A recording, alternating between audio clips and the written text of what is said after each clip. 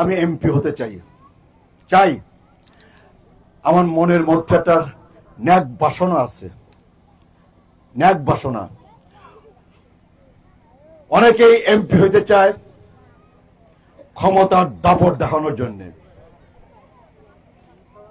ক্ষমতার দাপট দেখানোর জন্য আমি এমপি হতে চাই না।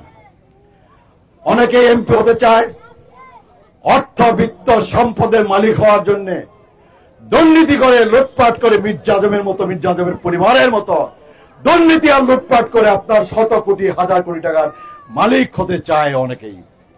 আমি বাবুল, অর্থবিত্ত সম্পদের প্রতি আমার কোনো লোভ নাই, আমার কোনো লালসা নাই। অর্থবিত্ত সম্পদের প্রতি আমার কোনো লোভ নাই, আমার কোনো লালসা নাই। আল্লাহ পাক আমাকে যে সচ্ছলতা দিচ্ছেন, আলহামদুলিল্লাহ, আলহামদুলিল্লাহ, আলহামদুলিল্লাহ। আল্লাহ পাকের কাছে আমি আর অর্থ চাই না, আল্লাহ পাকের কাছে আমি আর বৃত্ত চাই না, আল্লাহ পাকের কাছে আমি আর সম্পদ চাই না।